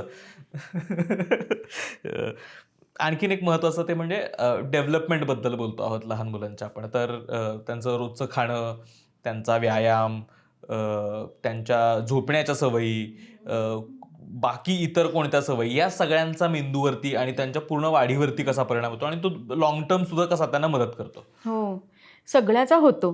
म्हणजे आपण प्रत्येक गोष्टीचा मेंदूवर परिणाम होतोच आहे. हां, तसं झोपेचा विचार केला तर दिवसभर जे काही आपण करतो त्याचा रात्री ब्रेन स्क्रुटिनी करत असतं की ह्यातलं शॉर्ट टर्म मेमरीत काय घालवायचं आहे, मेमरीत काय घालवायचं आहे मुळात, आणि काय डिलीट करायचं आहे. म्हणजे उदाहरणार्थ आत्ता आपण आपल्या घरून इथे आलो, त्या सगळ्या रस्त्यात खूप साऱ्या गोष्टी आपल्याला दिसल्या की ज्या आपल्या पंचेंद्रियांमार्फत आपल्या ब्रेनपर्यंत गेल्या. त्यावेळेला आपण एक कार बघितली, सिग्नल बघितली, माणसं बघितली. याची उद्या गरज आहे का? हे सगळं रात्री ब्रेन आपला खूप काम करत असतो. त्यामुळे मेंदूला आपल्या विश्रांती नाही, झोप गरजेची असते. त्यामुळे लहान मुलं तर दिवसभर शिकत असतात, तर त्यांच्यासाठी ती झोप ही अत्यंत महत्त्वाची असते आणि ती नीट घेतली पाहिजे. 2 भागातली झोप फार उपयोगाची नसते. म्हणजे थोडी दुपारी भरून काढली तर तसं नाहीये. झोप भरून काढता येते का? तर ती रात्रीची झोप मुलांसाठी महत्त्वाची आहे. हां, व्यायामाच्या बाबतीत एक महत्त्वाचं म्हणजे आत्ता आपण जे तासभर एका जागेवर बसून बोलतोय, तर अशी 5-6 वर्षाची मुलं नाही बसू शकत. याचं कारण असं आहे की त्यांच्या ब्रेनमध्ये कॉर्पस कलोझम असतो. त्या अवयवाची अशी मागणी असते की मुलांनी जास्तीत जास्त हालचाल करायला पाहिजे. ती हालचाल जर त्यांनी त्या वयात केली तर त्याचा फायदा लॉंग टर्म होतो. म्हणजे 70-80 जेवढं वय आहे, म्हणजे आत्ता आपण 70 वर्षाचं बॅलन्स करून उभं राहणं, हे जर आपल्याला हवं असेल तर आपण लहानपणी मुलांना भरपूर खेळू दिलं पाहिजे. आणि आता असं पालक म्हणतात की आमचा मुलगा फार हायपर ॲक्टिव्ह आहे. हायपर ॲक्टिव्ह हे डिसऑर्डर आहे. ॲक्टिव्ह आहे म्हणा, आणि ॲक्टिव्ह आहे तर ती जमेची गोष्ट आहे. ॲक्टिव्ह नसेल तर प्रश्न आहे. त्यामुळे व्यायाम हा शब्द किंवा हालचाली हे खूप महत्त्वाचं आहे मुलांसाठी. म्हणून आम्ही आमच्या सेंटरमध्ये ज्या ॲक्टिव्हिटीज घेतो ना, त्याला अटेन्शन स्पॅन असतो की ही गोष्ट 2च मिनिटाचा अटेन्शन स्पॅन आहे, तेवढीच आहे. त्या मुलांना उगाच 10 मिनिटं बसवून ठेवायचं नाही आपल्याला. त्यामुळे हालचाल महत्त्वाची आहे. ओके, मला याच्यात हे सगळं अगदी ती म्हणाली ते सगळं महत्त्वाचं आहेच आहे. आपण जे अगदी सुरुवात ज्यांनी केली ना, की सुरुवातीचे काही वर्ष जे खूप महत्त्वाचं आहे, कारण त्याच्यामध्ये मेंदू सगळंच घेतोय, सगळंच ॲब्सॉर्ब करतोय. तर हे देणं म्हणजे काय आपण विचार केला सपोज, तर आई बाबा असं धरूयात की आता सगळीकडे दोघंही वर्किंग पेरेंट आहेत आणि आपल्याला ठराविक वेळ आहे मुलांबरोबर, पण मुलं शाळेत जातात किंवा डे केअरला जात असतील किंवा काय जे असेल त्या ह्याच्यात, तर त्याच्यामध्ये मुलांना वेगवेगळे अनुभव देणं म्हणजे काय आहे. तर याचा कुठेतरी मगाशी जी थिअरी आपण म्हटली की 8 इंटेलिजन्सेसचं एक्सपोजर देणं म्हणजे काय आहे. आपण भाषेविषयी इनफ बोललो की जास्तीत जास्त कविता, गाणी, गोष्टी हे डेव्हलप व्हायला पाहिजे, हे पण आहे. त्याच्यानंतर जो नॅचरलिस्टिक इंटेलिजन्स जो म्हणला, जे आजकाल आपण खरं तर त्याच्यापासून थोडंसं लांब जात चाललोय, पण निसर्गविषयक बुद्धिमत्ता ही खूप महत्वाची पण आहे. त्यांनी एक आपल्याला, म्हणूनच आपण कदाचित जातो एखादा काय ट्रिपला जातो तेव्हा आपल्याला बरं का वाटतं, कारण कुठेतरी आपण निसर्गात जातोय, काहीतरी प्राणी आहोत, आपण प्राणी आहोत, ती गरज आहे. आजकाल आपण म्हणजे लकीली आम्ही प्लॅटफॉर्म थ्रू असे पण बरेच लोक आमच्यापर्यंत पोहोचले जे त्या त्या क्षेत्रात काम करतात. निसर्गाविषयी काम करणाराच एक अनिकेत म्हणून आहे, जो चांगला मित्र पण झाला, तर तो नेचर वॉक घेतो. म्हणजे त्याच्या थ्रू आम्ही आता निदान ते, कारण आत्ता गरज आहे, आता निसर्ग नाही उरलाय, तर मुलांना तिथपर्यंत नेणं. आपण जर का शनिवार रविवार असेल तर आपण कुठे जातो, कदाचित बागेत जात असू, बरेच जण मॉलमध्ये जातात, पण मॉल ही जागा नाही आहे एक्सपोजरची. आपण जवळ एखादी टेकडी असेल तर तिथे जाऊ शकतो का, किंवा डबा घेऊन कुठेतरी एका शेतात, आता आपण पुण्यात आहोत तर सिंहगड साईडला कदाचित, हे असं ठरवून करावं लागणार आहे आपल्याला कितीही म्हटलं तरी. तर ते मुलांना आवडतं, कारण हे सगळे, जसं मगाशी श्रुती म्हणाली तसं की हे पहिल्या काही वर्षातच ही क्युरिओसिटी आहे. तर निसर्गाचे अनुभव मिळणं, आजकाल आपल्याला, आपण सगळे प्राणी पक्षी ह्याच्यात बघतोय, आपल्या त्या पुस्तकामध्ये, कार्टून्समध्ये बघतोय आणि ते ओळखतोय. आपल्या परिसरातले पक्षी बघणं, आणि मला आधी वाटायचं की अरे, कारण मला फक्त चिमणी, कावळा, कबूतर एवढंच फक्त माहित होतं. लकीली या सेगमेंटमुळे इतकं भारी जग आहे, आणि हे खरंच खूप छान आहे. म्हणजे सातभाई असतील, भारद्वाज असतील, हे पक्षी, आणि हे दिसतात, मला आतापर्यंत आवाज येतात, आणि मला आतापर्यंत ते दिसल्यानंतर मुलांच्या माध्यमातून हे बघायचा चान्स मिळाला. जसं या इकॉलॉजिकल आणि ह्याच्यामध्ये काम करणारे लोक म्हणतात की आपण ट्री ब्लाइंड आहोत, आपल्याला सगळी झाडं सेमच दिसतात, पण हे असं नाहीये. आणि त्या नेचर वॉकमध्ये गेल्यानंतर लक्षात आलं की हो, ही झाडं आहेत की इतकी वेगवेगळी नावं आहेत, किंवा आणि हे असे झाडं दिसतात, त्यांना फुलं येतात, त्यांना फळं येतात, हे ऑब्झर्वेशन करणं पण. आणि मी अगदी खोटं नाही सांगणार, माझा मुलगा आता 2.5 वर्षाचा आहे, पण मला आधी वाटलं की झाडं कसं ओळखू शकतो, पण मी नुसतं त्याला सांगायला लागले की बाबा हे आहे, तर हा गुलमोहर आहे, हे नीमचं झाड आहे, किंवा हे बदामाचं झाड आहे, हे तो ओळखू शकतो. जसं आपण प्राणी पक्षी ओळखायला शिकवतो, किंवा झाडाच्या खोडावरनं स्पर्श करणं असेल, जे काही अनुभव आहेत हे आपण कॉशियसली नक्की द्यायला पाहिजे. जी काही आपल्याला वेळ आहे तो, हे अनुभव देणं खूप महत्वाचं वाटतं. म्हणजे सातभाईचा आवाज ऐकला की न्यूरॉन कनेक्शन होणार आहे, मातीत हात घातला की न्यूरॉन कनेक्शन होणार. त्यामुळे आपला ब्रेन हा सतत ऍक्टिव्ह असतो, अनुभव घ्यायला आपण देत नाही. आणि कुठेतरी आता असं झालंय की आत्ताचं जे काही पेरेंटिंग आहे असं म्हणण्यापेक्षा आजकाल जी परिस्थिती आहे ते आपल्याला एकत्र येऊन काम करण्याची पण गरज खूप मला वाटते. कारण आपण बऱ्याच ठिकाणी, प्रत्येक फॅमिली वेगळी आहे, कदाचित न्यूक्लिअर कुटुंबामध्ये 2 आई बाबा आणि मूल असंच राहत असेल, तर कुठेतरी जसं ती मगाशी म्हणाली की ते बाहेरचं मूल कितीही म्हटलं आहे की हा खूप आयडियलिस्टिक विचार आहे, पण तो केला तर त्याच्यात फायदा आपलाच आहे की इतर मुलांना सामावून घेणं. आणि हे खरंच, हे करून बघितल्यानंतर पण कळतं की त्याच्यात एक समाधान पण आहे की शेजारचा मुलगा जर आपल्याला वाटत असेल की अरे ह्याची भाषा नीट नाहीये किंवा हा वेगळा, त्याला आपण त्याच्यात सामावून आपल्या ह्याच्यात घरात आणलं तर ते खूप छान होऊ शकतं. कारण मुलांना मुलं लागणार आहे, आणि आपल्याला ते एक, पूर्वी जसं होतं ना, या वाडा संस्कृतीत सगळं एकत्र असायचं, एकत्र काहीतरी करायचं. एक जसं शोभा भागवत म्हणतात तसं की बालपण, सुखी माणसाचं बालपण सुखाचं असेल, हे त्या शोभाताई नेहमी म्हणायचं. ते खरंच किती महत्वाचं आहे. म्हणजे हे सुखी बालपण म्हणजे काय, तर काहीतरी वेगळं नाही आहे, अनुभव किती काय काय आपण देऊ शकतो या दृष्टीने विचार करणं गरजेचं आहे आपल्याला. आणि ते आपण देऊ शकतो, फक्त या बिझी ह्याच्यातनं त्या वेळेला त्या गोष्टी तशा आपल्याला करून, विचार करून, काही सहज, काही ठरवून. असे काय काय टूल्स असू शकतात म्हणजे मुलांना ऍक्टिव्ह करत राहणं, त्या योग्य वयात काय काय टप्प्यांमध्ये या गोष्टी इंट्रोड्यूस करणं, यासाठी काही टूल्स असू शकतात का? म्हणजे सगळं हे 8 इंटेलिजन्स नजरेसमोर ठेवायचे, आणि प्रत्येकासाठी आपण काय करू शकतो ते सगळे आपल्या घरात, बाहेर, हे सगळे सिच्युएशन आहेत आपल्या बरोबर. बरोबर. म्हणजे थोडं जर का हे जर सांगायचं झालं काय, आत्ता म्हणजे कदाचित मी आत्ता पालक आहे म्हणून आणि हेच करतीये म्हणून तशा तऱ्हेने होऊ शकेल. म्हणजे हे जे मगाशी आपण इंटेलिजन्स बोललो त्याच्यामधला नॅचरलिस्टिक आपण बोललो, लिंग्विस्टिक बोललो, जो काय म्हणतात त्याला मॅथ आणि ह्याच्या रिलेटेड आहे, त्याचं लॉजिकल बिल्डिंग, त्याचे अनुभव जे आहेत ते आहे. इंटरपर्सनल, इंट्रापर्सनल जे आहे त्याच्यामध्ये सुद्धा काहीतरी गप्पा मारून किंवा काहीतरी एक्सपोजर देऊन, गप्पा मारून प्रश्न, एखादा रिअल लाईफ प्रश्न घेतला, कुठल्याही जगातला असू शकतो, की आता समजा की पोळ्या उरल्या तर काय करायचं, इथपासून ते घराच्या समोर खड्डा खणलाय, म्हणजे खणलाय, पडलाय असं नाही म्हणत आहे मी, समजा खणलाय, तर तिथे आपल्याला जायचं असेल तर ते कसं जायचं, हे जे रिअल लाईफ प्रश्न आहे ते पाठ्यपुस्तकातले प्रश्न नाही. यावर मुलांशी चर्चा करणं म्हणजे त्यांचं लॉजिक वाढवणं आहे. अगदी. त्यामुळे आपण घरात असू, आपण एकटे असू, आपल्या घरी पाहुणे असतील नसतील, कुठल्याही वेळेला सिच्युएशन आहे, बरोबर, म्हणजे लर्निंग ऑपॉर्च्युनिटी प्रत्येक ठिकाणी आहे. आणखीन एक म्हणजे एखादी गोष्ट जर मुलांना फोर्सफुली करायला लावली, कारण हल्ली खूप जण ते करतात ना, की आपण मगाशी बोललो पण की जबरदस्ती एखाद्या क्लासला टाकलं, जबरदस्ती एखादी गोष्ट करायला लावली तर त्याचा काय परिणाम होतो. म्हणजे एकतर हे सगळं करायला लावल्यामुळे त्यांच्यावर ताण येतो का, आणि मग लहानपणापासून जर एवढा ताण असेल मेंदूवर तर त्याचा डेव्हलपमेंटमध्ये काय परिणाम होतो. हे ऑब्झर्वेशन्स मधूनच होणार आहे असं मला वाटतं. म्हणजे हे जे आहे हे समजून घेऊन एक्सपोजर देणं. आणि मी आत्ता कदाचित म्हणू शकेल की माझ्या मुलीचा बाबा लिंग्विस्टिक आहे, कारण काहीतरी एक दिसतं, पण त्याला एक ठराविक काळ आपल्याला द्यायला लागतो जस्ट टू ऑब्झर्व की खरंच त्यात गती आहे का किंवा आवड आहे का. मेन याच्यामध्ये एक चित्रकलेचा पण मला खूप महत्त्वाचा मुद्दा वाटतो की लहानपणी चित्रांचं माध्यम पण खूप महत्त्वाचं असतं. त्याविषयी तू चित्र मोकळेपणाने काढू दिलं पाहिजे. म्हणजे ते असं डोंगर म्हणलं की असे डोंगर काढायचे, मग नदी काढायची, अशी झाड, एवढंच काढतो आपण. सगळ्यांचं चित्र निसर्ग चित्र म्हणून 3 समोसे काढायचे. पण हे लहानपणापासून सांगितलं ना, तुला हवं ते काढ, तर मुलाची कल्पनाशक्ती तिथे थोडीशी जागृत राहते.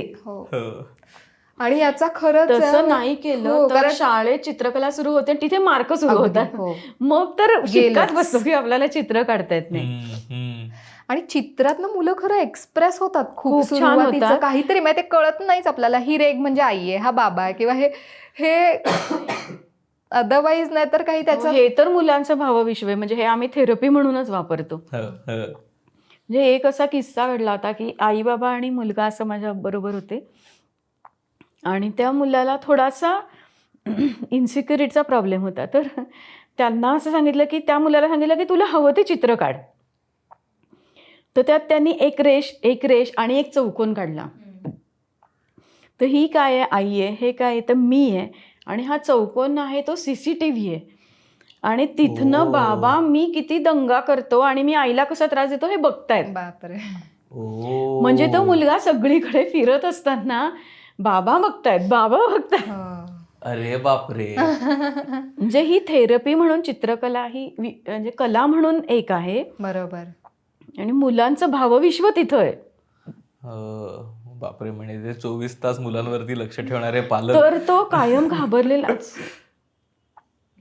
म्हणजे इथे मूल छान, पण आपण आपल्या वर्तनानेच काहीतरी, जे निगेटिव्ह केमिकल्स हे कायमच त्याच्या ब्रेनमध्ये जर कॉर्टिसॉलच असेल तर तो कसा नॅचरली वागणार ना.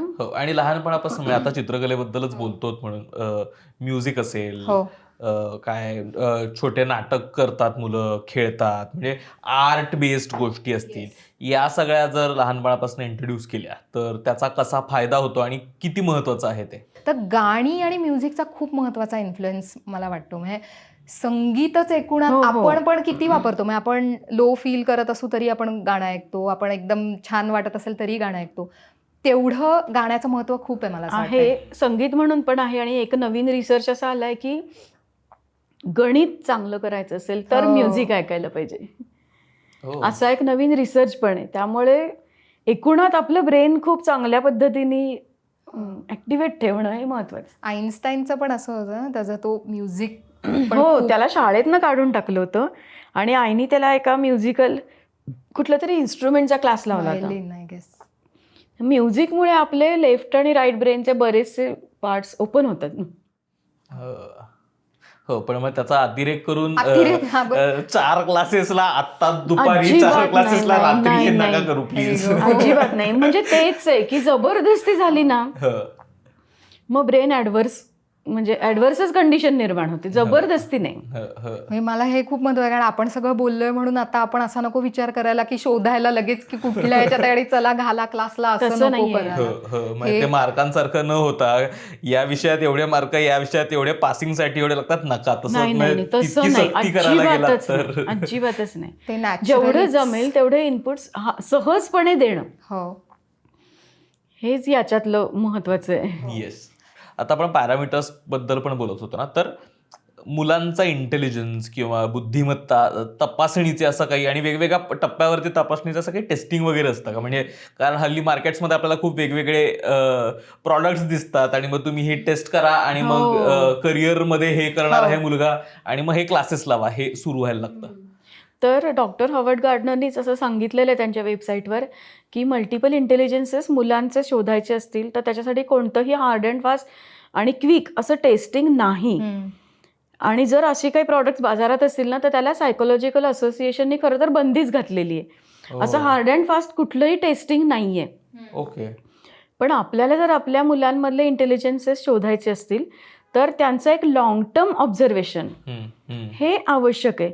आणि जेव्हा त्यांना करिअरचा विचार करायची वेळ येईल त्यावेळेला मूल आणि पालक यांनी एकत्र बसलं की ह्या मुलांनी आत्तापर्यंत आवडीने कोणत्या गोष्टी केल्या आहेत आणि आत्तापर्यंत त्याने अव्हॉइड काय केलंय, जे अव्हॉइड केले ते सुद्धा तितकंच महत्वाचं आहे. बरोबर. याचा अर्थ की त्या इंटेलिजन्सेस जे आहेत त्याच्यामध्ये थोडंसं न्यूरॉन कनेक्शन कमी फास्ट होतात. तर मग तो डिसिजन घेण्यासाठी लॉंग टर्म ऑब्झर्वेशन पाहिजे, क्विक काही नाही आहे. ओके. त्याच्यामुळे तसं काही कोणी जर म्हणत असेल की हे टेस्ट करून ये आणि तुमचा मुलगा हे बनणार आहे किंवा ते असं हात दाखवून जे गुरुजी सांगतात ते तसंही काही होणार नाहीये. हो. आता आपण आजी आजोबांबद्दल पण बोललो ना, तर कारण आता हल्ली काही मित्रांची उदाहरणं पाहिली की कळतं की त्यांना लावायची मुलांना शिस्त आणि ते आहेत बऱ्यापैकी स्ट्रिक्ट त्यांच्या मुलांसोबत, पण आजी आजोबा वेगळेच लाड पुरवतात म्हणजे आणि ते त्यांनाही त्यांची नातवंड आहेत ते लाड पुरवणार आणि ते विचित्र काहीतरी डायनामिक्स बनून जातात. म्हणजे मुलं मग खूप हट्ट करतात आजी आजोबांकडेच गोष्टींकडे आणि आजी आजोबा त्या सर्रास गोष्टी पुरवतात. तर मग याच्याबद्दल आपण बोलू शकलो की कसा ते म्हणजे काय पद्धतीने काही गोष्टी ठरवून द्यायच्या, काही गोष्टींपासून लांब ठेवायचं आणि ते कसं मॅनेज करायचं. मुलं हट्ट करतात ना तेव्हा ते त्यांचं प्रॉब्लेम सॉल्व्हिंग करत असतात. हे पहिलं त्यांना हे माहिती असतं की ही गोष्ट आईकडे मागायची आहे, ही आजीकडेच मागायची आहे, आजोबांकडे काय मागायचं हे त्यांना माहिती असतं.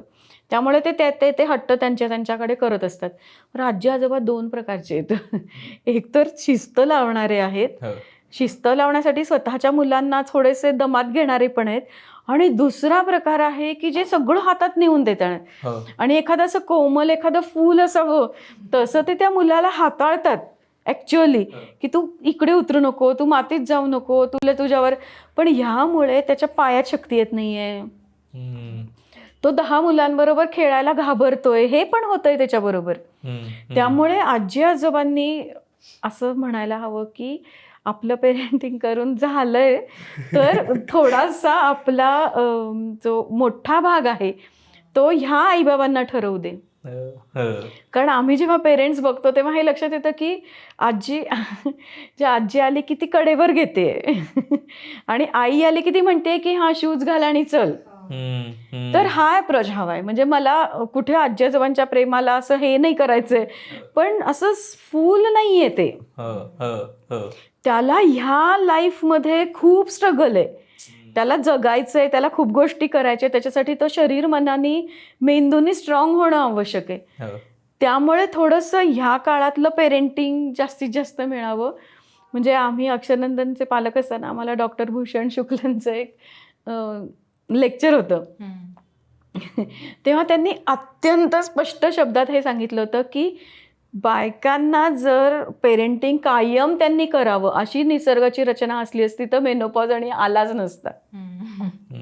ज्या अर्थी मेनोपॉज आहे त्या अर्थी हे समजून घ्या की पेरेंटिंग संपलंय आपलं.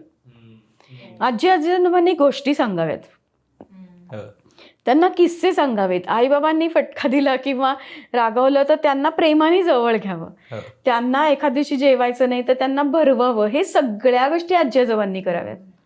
पण मला ते वाक्य ते भूषण शुक्लाचं मी विसरू शकले नाही. येस.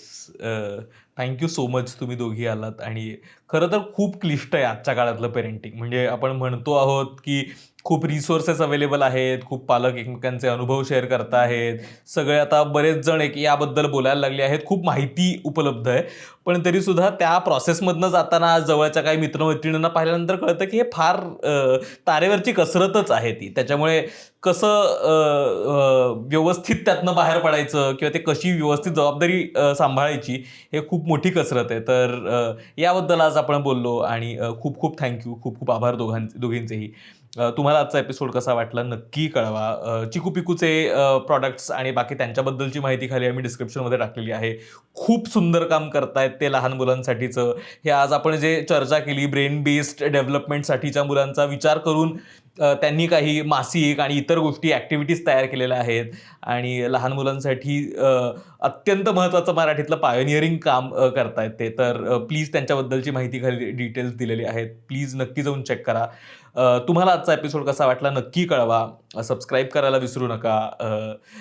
येस, एवढंच. धन्यवाद. लो बसावा.